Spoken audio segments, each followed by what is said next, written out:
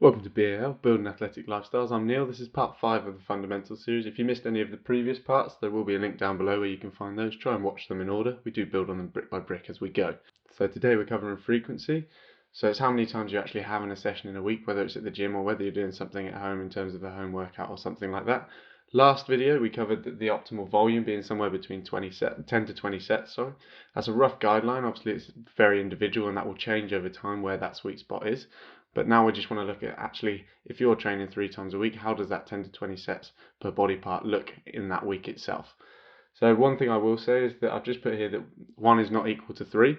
So there is data to show that training twice a week does have a greater degree of stimulus and a greater degree of muscle building because of it than a single session itself. There's also, it's not just a case of more is better. As we covered with volume, there is a top threshold. Likewise, there's also a bottom threshold on this. So a couple of things to cover with regards to that is actually your ability to learn.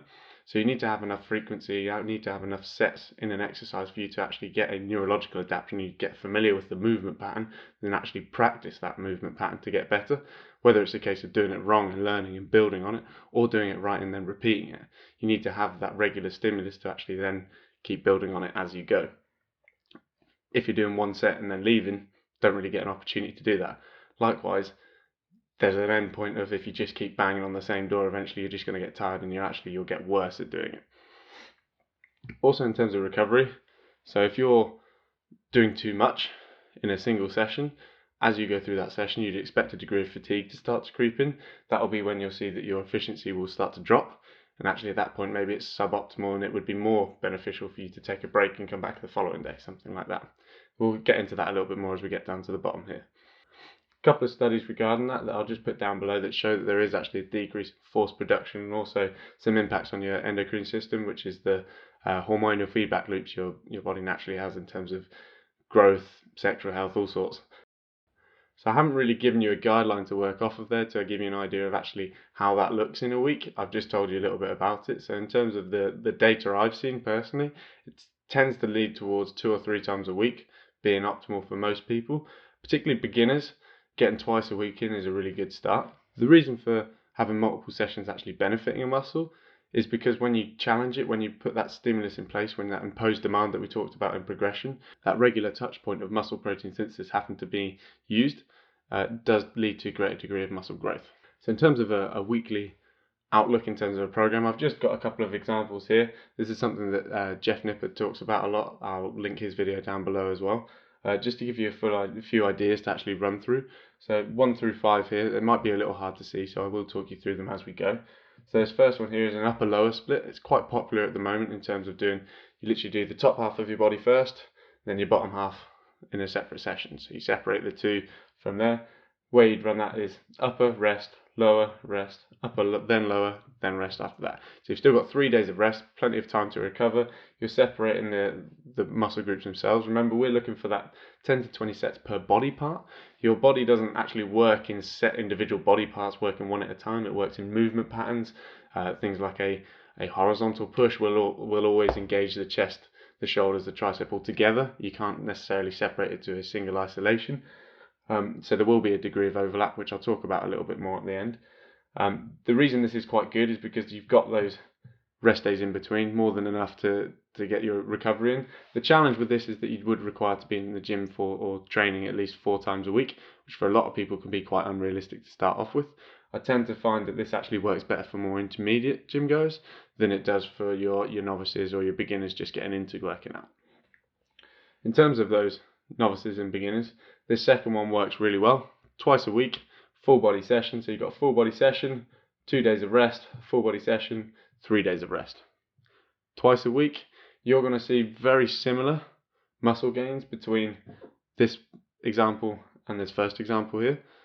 Again, you've got plenty of days of rest in there to recover. When you're a complete novice, it's a big difference. It's a big change. So that imposed demand that we've put on the body is a brand new stimulus.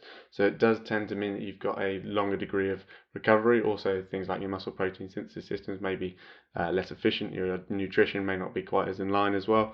So it's a really good place to start from there. Part 3 here is that full body session 3 times a week, 4 days of rest now, a day of rest in between each of the sessions, no consecutive days. Works really well. It's nice and flexible as well. So this one works quite well if your weeks aren't as structured. So if you have to get those sessions in a little bit off the cuff, it does work quite well because you can always just do on-off essentially with a double rest day at the weekend, something like that.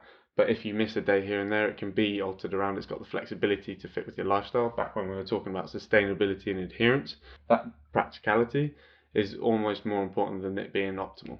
Because if you can stick with the program, then you'll make the progress from there. Good. Part 4 here, we've got the traditional bro split. So single body part at a time. I said single body part, again, like you can't specifically isolate a body part too much. So chest, back, legs, shoulders, arms and abs, double day of rest. Gets a lot of grief, but there is actually, if volume's matched, it does still lead to a great degree of muscle gain. The main issue I personally have with it is that you don't get that regular touch point in terms of muscle protein synthesis.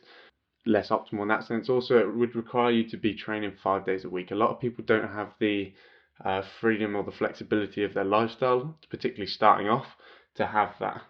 As well, the gap between your stimulus is really large. Going back to that muscle protein synthesis, being able to build muscle, that multiple stimuli through the week has been shown to lead to a great degree of muscle growth. So if you're looking at legs here, you're training that on the 3rd day, you then have 6 days of rest before you come back round to legs again. That's a huge gap in between. So number 5 down here, I've put a push-pull leg split, doubled it up so you've got that twice a week stimulus. It does mean that you're training 6 times a week, 1 day of rest. Tends to lean more towards intermediate and advanced lifters because you've got that limited rest and you've also got to be working out 6 days a week, which a lot of people can't do that. There's no right or wrong answer here about which is the best program. It's about what's the best program for you. So it's finding with your lifestyle, with your structure, what works in terms of slotting in. Remember, back to that adherence, that being more important than here. We're up at the sexy variables at this point. The sustainability, the adherence is more important. Beginners particularly, option number 2 is quite good for that twice a week, full body session, plenty of rest, gives you time to get used to going into the gym. Further down the line, you can then start to evolve that and progress that as you get more towards that intermediate advanced lifter stage. So one thing I do want to go over, which I did mention earlier, is there's a degree of overlap. So if you think a movement like a deadlift, your lats around the back here, they're going to be working as well in that movement. Yes, isometrically, they're not actively moving, they're more holding tension to resist movement, but they will still be getting a degree of stimulus. Is it enough to actually generate muscle synthesis? I haven't seen any data to say yes or no on that, but they are still getting a degree of engagement. So the fact that there is this overlap, there will be a degree of stimulus in between.